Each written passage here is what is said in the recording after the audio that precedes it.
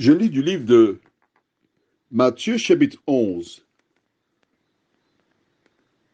au verset 18, ce qui suit.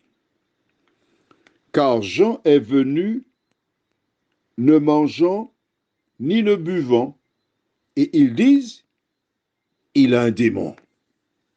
Prions.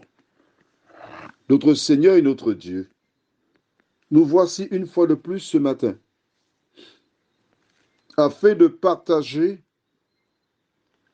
d'étudier, de nous rapprocher de ta parole, de telle sorte que nous soyons en mesure de comprendre ce qui se passe autour de nous et de nous préparer pour ce grand jour où tu paraîtras pour rendre à chacun selon ses œuvres. Que le Saint-Esprit continue de nous diriger dans toute la vérité, nous t'en prions. Au nom de Jésus et pour ta gloire éternelle. Amen. Je voudrais que tu notes la méthodologie du diable. Pendant que je le dis, je t'invite à chercher le livre de Actes des Apôtres, chapitre 2. Alors c'est Matthieu, Marc, Luc, Jean, Actes. Actes, c'est le 5e livre du Nouveau Testament. Tu es dans Matthieu, tu tournes ta page, tu vas dans Marc, Luc, Jean, et ensuite le livre de Actes, chapitre 2. Pourquoi nous allons dans Acte 2? Je veux te montrer quelque chose, il ne faut jamais oublier cela. Toutes les fois que tu découvres la vérité,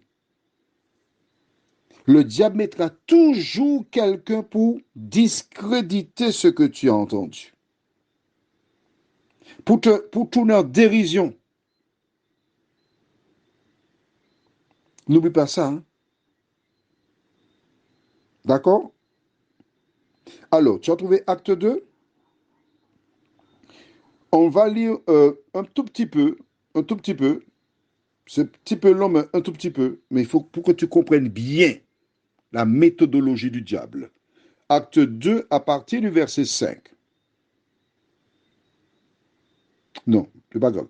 On va lire à partir du verset 3. Des langues semblables à des langues de feu leur apparurent, séparées les unes des autres, et se posèrent sur chacun d'eux. Et ils furent tous remplis du Saint-Esprit, et se mirent à parler en d'autres langues, selon que l'Esprit leur donnait de s'exprimer. C'est-à-dire que c'est la Pentecôte où le Saint-Esprit descend sur les disciples. Résultat, verset 5. Or, il y avait en ces jours à Jérusalem des Juifs, hommes pieux de toutes les nations qui sont sous le ciel. Au bruit qui eut lieu, la multitude accourut et elle fut confondue parce que chacun les entendait parler dans sa propre langue. Ils étaient tous dans l'étonnement et la surprise, et ils se disaient les uns aux autres, voici ces gens qui parlent. Ne sont-ils pas tous galiléens? Et comment les entendons-nous dans notre propre langue à chacun? Dans notre langue maternelle, Parthes, Mèdes, Élamites, ceux qui habitent la Mésopotamie, la Judée, la Cappadoce, le Pont, l'Asie, la Phrygie, la Pamphylie, l'Égypte, le territoire de la Libye voisine de Cyrène, et ceux qui sont venus de Rome, juifs et prosélytes, crétois et arabes, comment les entendons-nous parler dans nos langues des merveilles de Dieu? Ils étaient tous dans l'étonnement et ne sachant que penser, ils se disaient les uns aux autres, que veut dire ceci?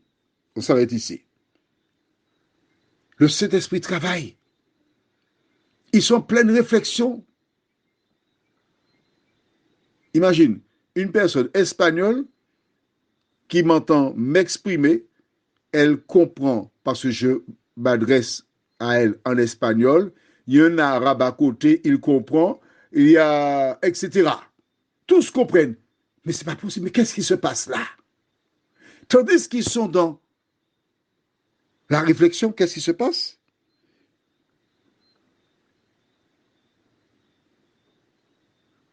Verset 13.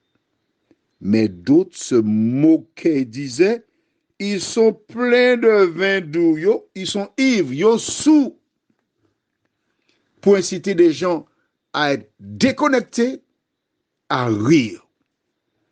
Jean est venu, on a dit qu'il a un démon. Le Saint-Esprit descend, des gens déclarent, ils sont ivres. Qui fait cela? Lorsque tu te trouves face à la parole de Dieu, tu trouveras de bons amis, des parents qui chercheront à te décourager. Prions. Notre Seigneur et notre Dieu, merci pour ta parole qui est si belle. Elle nous montre comment l'ennemi est actif.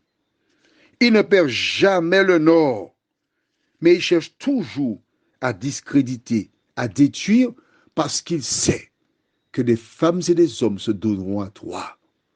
Accorde à celles et ceux qui entendent ce WhatsApp le courage, la force pour tenir bon et marcher selon ta parole, nous t'en prions, au nom de Jésus et pour ta gloire éternelle. Amen. Je te souhaite une bonne journée.